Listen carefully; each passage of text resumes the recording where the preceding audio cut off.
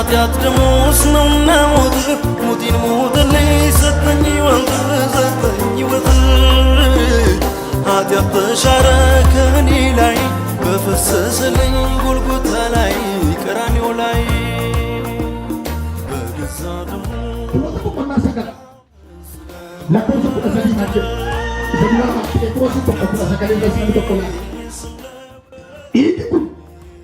cubbuu keenyatti nu qulleessa akka baay'ina araarasa akka badhaadhummaa isaati sila kana waan dubbadhee ture akka bara kakuu moofaatti tuutee namni tokko ol seenuu mirkan qabu bakkee kana ta'ee gatii guddaa kaffalee lubaati horii guddaa hin qabne biteetti laateetu lubni aarsaa dhiyeesseetu waaqayyoon dhiifama gaafata amma garuu luba kakuu haaraa qabdi si'a takka ofiisaa dabarsee kenne barabaraan akka nuun fayyinu isa nu godhu kisaatammaa qabeenyarraa kan nu furu Yesuusu oolaa araaraa nu ta'e.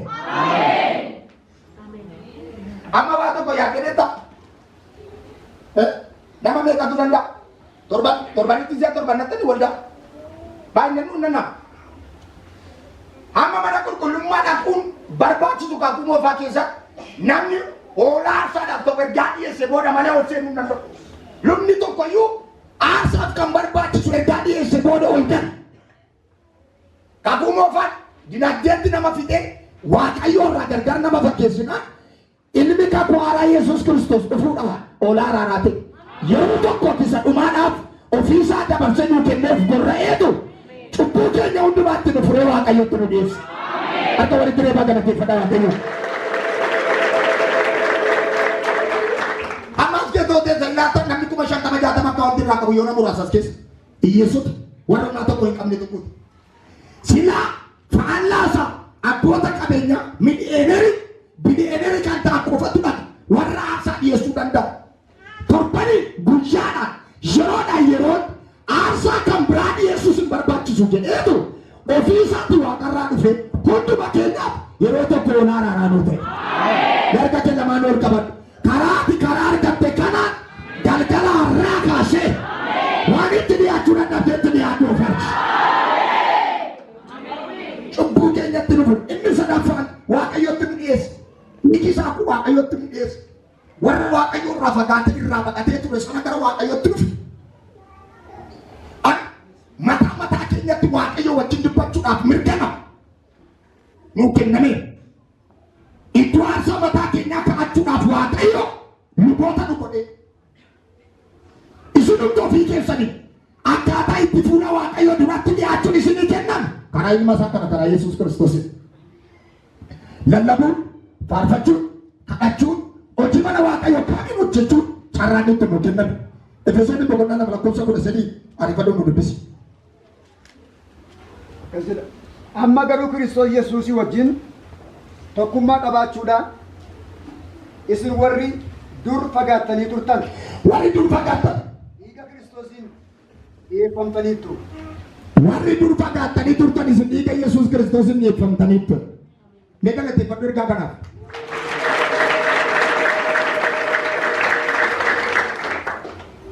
Kan bakkeedhaa sassaabee mana isaatti nu naqe dhiiga isaati. Ameen. Malee fagoo turan irraa. Ameen. Fagoo. Fagoo. Dorgommiidhaan ittiin galan.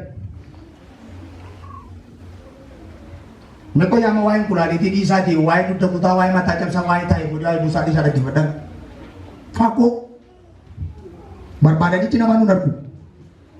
Daandii dhiigi isaa saraara irraa faana buune. Warra waaqayyo irraa fagoo turetu. Qaxxinne faana isaarra buune mana isaatti ol galu. Uffee moo uffee? Haleluuyaa. Adamoon iyyuu faana bineensaa kan isheen dhooftu kana bineensi bahe dhiiga isaa barbaaddee deemti. Ilaasitti cobsee bahetti. Ameen moo ameen? Warri dhiiga isaa kanarra faana bu'anii ka'anii gara badiisaatti yaa'u minim jireenyatti yaa'u. Inni isa jalqabaa dafqasaa xuruursaa dafqasaa dhangalaasaa akka jira galgala itti qorumsi dhiphanni sun isatti dhufetti adda isaatti lafatti gombifamee dhiphina sana jala qabuuf waaqayyoon hin kadhata ture. Dafqi adda isaa keessa dhagicha irratti garroobu humna dafqichaa dhagaa sana dhooseedha. Dhagaa sana gadi gadi dhooseedha. karuma didige sanatti fanisa golgota tolbe karuma sana jirenya toriya warra dorgommii dhaan qabxiidhaan lafa hiriyaa isaanii ta'uu dadhabee karaa dhiiga olicha waaqayyotti dhiyaate.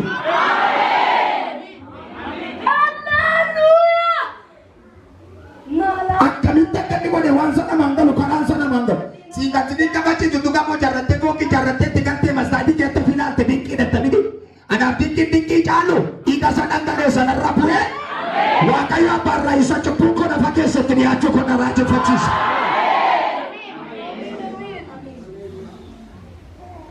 Gatii cubbuudhaaf waan kaffalle hin qabnu dibicha finne ala kanatti hin qabu korbeessa hoolaa finne ala kanatti hin qabu lubbuun horii ba'ee qabu ofiisaatii gajoodee marrate Eloi lama saba kaaktani jedheetu reebicha warra Roomaa jalaafe warra karaa dhabanitti karaa agarsiise waaqayyo.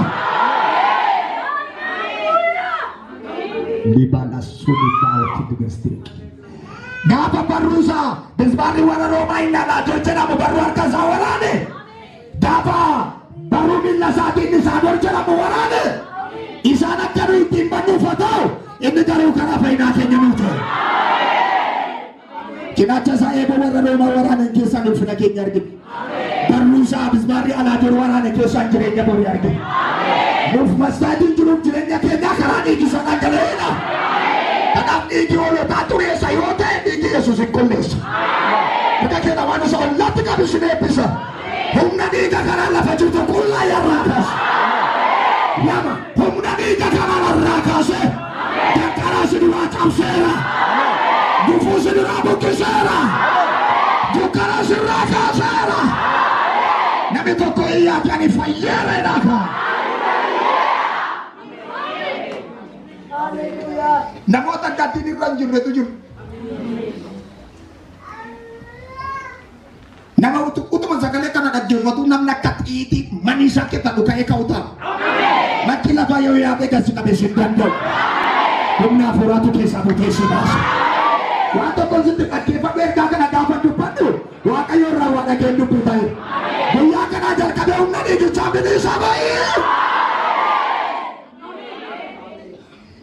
Waaqayyooti nu dhiyeessan dhiigisaatu isaan dhiyaattanidha. Fagoo turtan dure Kiristoosii wajjin tokkummaa qabaachuudhaan jira. Isaa wajjin walii galuudhaan isaa wajjin tokko ta'uudhaan warra dur fagoo tureetu isatti dhiyeeffamu.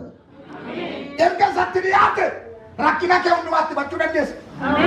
Yaa dhaggeeffadha amma jiru wanti tokko tokko nabsebbaate warra jedhaman nabsebbaatetti dhaqanii matu. Yoo cubbuu hojjetanii dhufanii nabsebbaatedhaan dhaqaniitu cubbuun hojjedhee dhala waan akkasiin hojjedhee dhufee nabsebbaatetti naa hima nabsebbaateen achi galagalee dhaabateetti ba amma nabsebbaateen keenya Kiristoosii.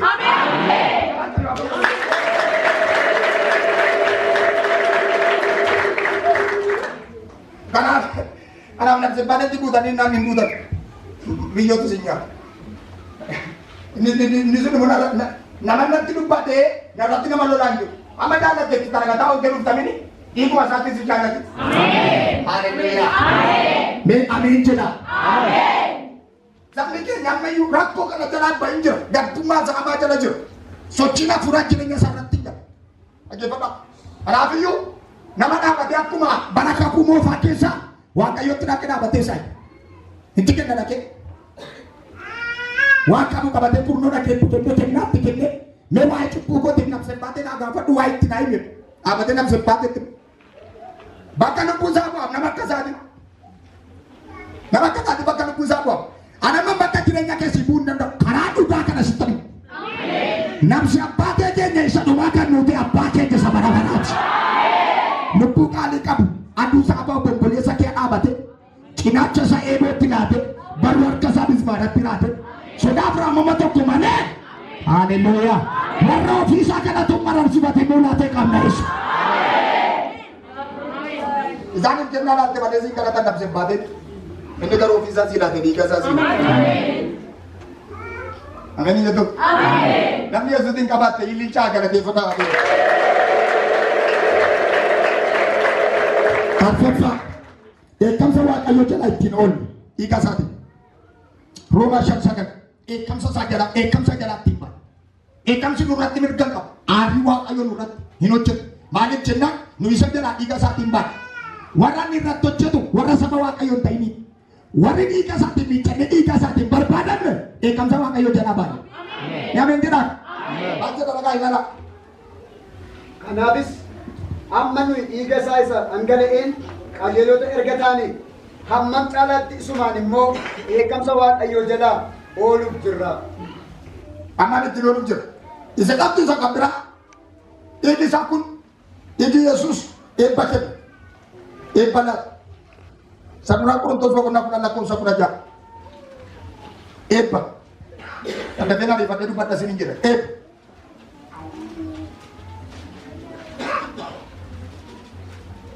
Isa saddeettaffaa maalloo isaa ja'affaa yookaan sittaan mallattoo kakuu keenyaati. Dhiigni isaa mallattoo kakuu keenyaati. Maal jedhe isa jalqabaa sana saduraa Qorontos boqonnaa 10:16. Xoofoo eebbaa isa eebbamuu irraa hirmaachuun keenya maaliif dubbiftan isa gargaartanii?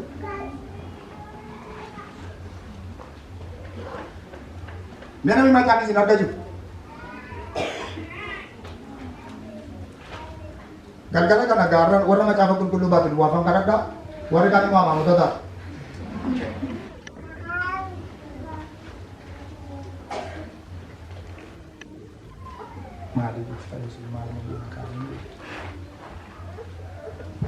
Mee namoonni waldaa dhuftan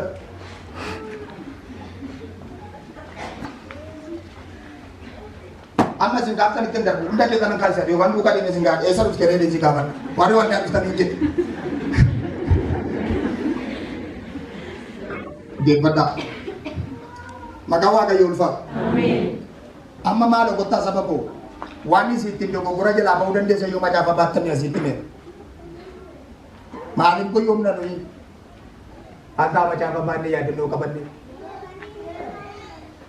maal akkamittiin soba jalaa baatu akkamittiin dogoggora jalaa baatu mee akkamittiin goyoomsaa jalaa ba'uu dandeessu isin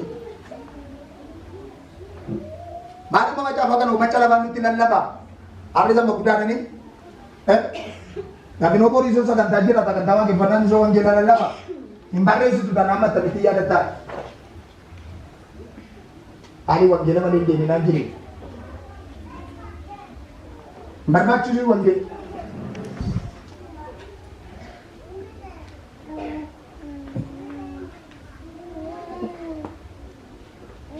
akka beektan godhaa yeroo tokko ani dubbannaan ani baay'ina lafa kana irratti dubbannu overdosii namatti ta'ee laata eeyyaadha waa'ee macaafa kana wanna tokko botiksii tokko dubbifnee makana kana naatti deebinee isin ilaalla malee waan overdosii isinitti ta'etti fakkaata maaliif jennaan sabni amma kana baay'atu macaafa qulqulluutu harkatti qabatee deebi'e seetanumtu utuu hin ifatiin baqatti mitiin jedhe seenaa abbaa kootii isinitti himne Adamoon shulkeetti ishee tokko nyaattee dhanitu qalamee minaa irraa ari'atu gaafa qawwee shulkeetti isaan keessatti itiin ija tokko jirtu boodaan qalamee mukarra taa'ee beeku yeroo manni qawwee isaa fudhatee manaa ka'u kolfaa lagatti ganname gaafa muka duwwaa inni fudhatee qalamee as fararraa bu'aa beetti mukarra teesseetti qubate mataan akkatti tumee of nyaatee of jeeqee dadhabee gara manaatti galu hin baqattu miilla fuutee jalaa shookitu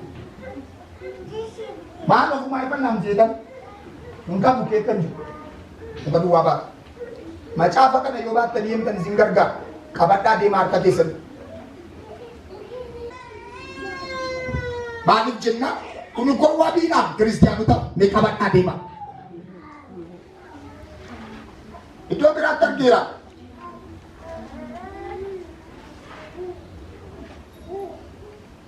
sabni keenya kun macaafa qulqulluu dubbisuu waan hin barbaanne caafata kana dubbifachuu waan hin barbaanne fi bakka akkuma jirutti warra akka barbaadan keessa fiigan waan barbaadan itti dubbatantu baay'ee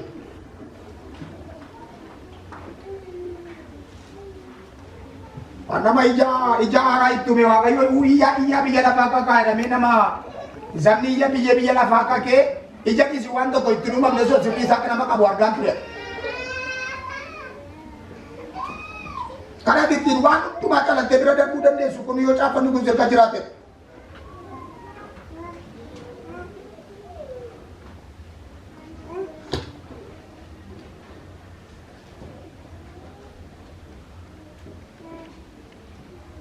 egaa maal godhe baay'een isitti dubbadhan ture kanaan duras macaafa malee akkasin hin deemu. Meeqnis meeqa deebii kutamma. Xoofoo eebbaa isa eebbifannu irraa hirmaachuun keenya dhiiga Kiristoos irraa hirmaachuu keenya mitiiree buddeen isa cabsannu irraa hirmaachuun keenya dhagna Kiristoos irraa hirmaachuu keenya mitiiree. Waaqayyo si eebbisu. Mallattoo kakuu keenyaatti dhiigi isaa saduraa Qorontoos boqonnaa 11 lakkoofsa 25. Lakkoofsa 27 namni tokko raabbisu isuma jechuudha 11:27. 25 barbaada isa jalqabaa kana. Egaa nyaatanii booddees akkuma sanatti xooficha fudhatee xoofoon kun kakuu isaa haaraa dhiiga kootiin dhaabatudha. Yeroodhuma isa keessa dhugdanitti seenaa kootiif godhadhaa jedhe. Gaafa isin isa keessa dhugdan kana seenaa kootiif godhadhaa. Gaafa kana keessa dhugdan seenaa kootiif godhadhaa. Gooftaan Yesuustu mallattoo kakuu isaatii sanyii ilmaan namootaaf dhaabe bartootaaf. Gaafa isa kana keessa nyaattanii dhugdan isin kakuudhaaf godhadhaa. Kakuudhaaf fayyadamaa. Mallattoo kakuuti dhiigisa. Waaqayyootu ittiin kakuu nu godha. Lammaffaa duun akka hin jiru.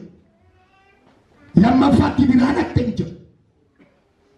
Warri dhiiga kana keessa hirmaatan salphinni akka isaan dura jiru.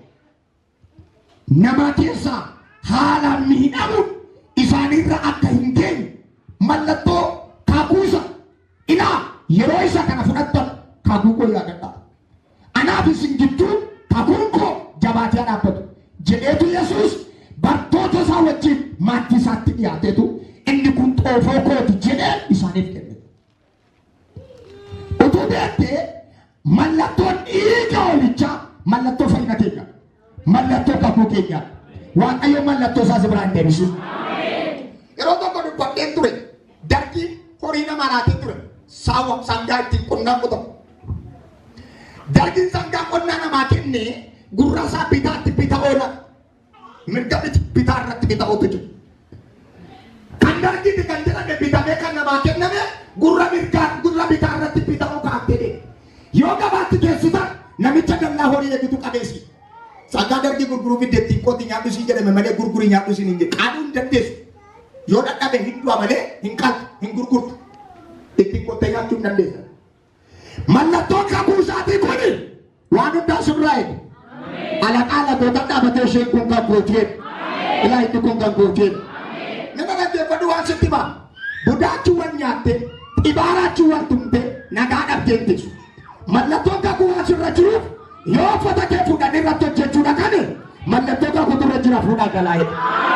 Maaliif jennaan Waaqayyo mallattoo kakuu sirra kaa'e. Namni tokko waan argate mirga lafa jirtu ol kaase. Waaqayyo isa dubbadhe kana siifaa godha. Guyyaa irraa kaasee mallattoo kakuu kana sitti jabeesseera. Warri mallattoo kakuu kana qaban biyya irratti, biyya keessatti, baadiyyaatti, magaalaatti, jajjaboota duratti, wallaalota duratti adda qabu. Maaliif jennaan dhiigichatu dhiiga gatii qabu. Dhiigi gatii qabu gatii sitti godha.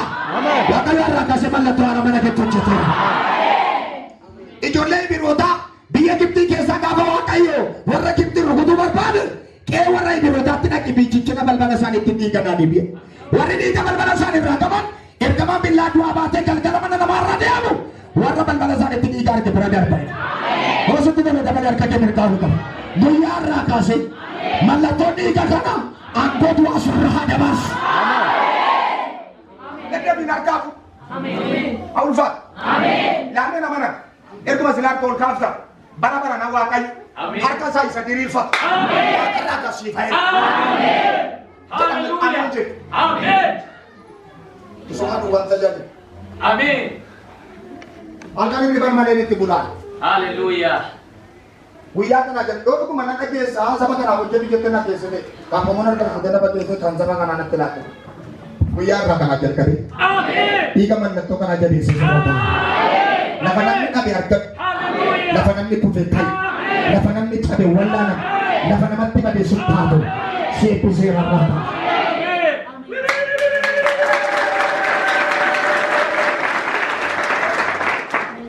Maqaa Waaqa ulfaatu. Amen. Ani gaafa si kana dia timbayin namne kama wako mari jettee nan gaafattu. Maaf jettanii gaafatu. Si tajaajiluudhaaf Waaqayyo dirqama guddaa dheedhaatiin lafa kanarra na dhaabeen hojjechiisa. Kana nama kamuu beeku. Gaafa jalqabaan Waaqayyoon siin hojjedhu hin ta'u saba kanaa fi kan kun hojjedhaa innan kan saba kanaa hojjettaa. Erga akkanaan jedhee gaafan siin kadhadhu Waaqayyooni godhee jedhanitti because dirqama lakaa mishikii galleen hojjenne. Akkantaa kana mishikii galleen dhaabee. Namoonni kan beekan torban sadii sun sagada fudhadhee dhiigenna isa dhumaa irratti siinan si dhiiganaan jedhe. Lekaa lafa kanaan jedhe. Ijoollota hiriyoota ajandaa kanatti kenne ajandaa kana hiikaa hin dubbisisaa hiisaa. Kanaaf dhaggeeffadhu waan sitti hima. Maqaa Waaqayyoo isa jiraatan asirratti dubbata. Mallattoo dhiiga kakuus kun mana kee irratti milikitaa godhatu. Amma waan si bira dhaabbattee si sodaachisutu jiru mallattoo kakuu qabatu. Waddaa dhaquudhaan mallattoo kakuu kana baachuun tokko miti hin jama. Faarfachuudhaaf gaa'oon raasuu mallattoo kakuu fudhachuun tokko miti. Raachuudhaaf raajii ta'uudhaan mallattoo kakuu baachuun tokko miti. Kan Waaqayyoo ta'uu kee kan mul'isu mallattoo suura jiraachuu qaba. Namoonni karaa batiin isinitti jiru natti agarsiisa. Adda qalabatee qabu. Maqaa Yesuus Kiristoos.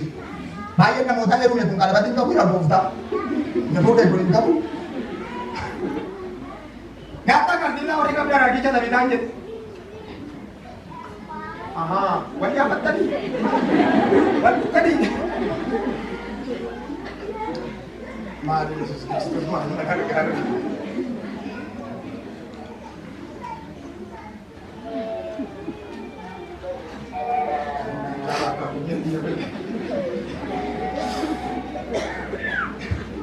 Mereka yang resume. Mallattoo kakuu abbaa manaa keessanii mallattoo kakuu haadha manaa keessanii ol kaasuu isaa adda Maajete kawa kamu minta yo sana ba mana ke kana mana ke kana mun wani siriti yo ol kaba ke ko ke de akatu bol sila ka ba yo bara wana na amin e pata ka dira ya pata yo ba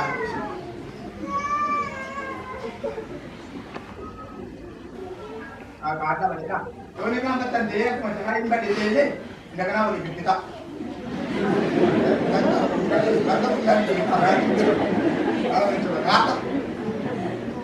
Itu mah imbal dia nak diumbar dia tidak kenal dia juga ada nanda. Asal orang kawan aja.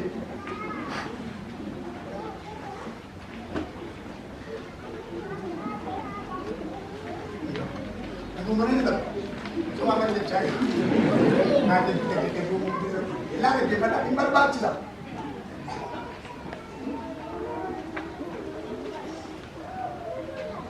Oke sendiri. Kaya sudah mungkin mallattoo ka kung sila jiraten na. Siya tadi kung kayo tingin sudah naman. Sekarang kan kurang dapat. Namun tak aja. Waktu tak pernah besok kan mana tiba pun. Balik ke nama mallattoo ka kung turun. Mallattoo ka kung sudah jiraten ko.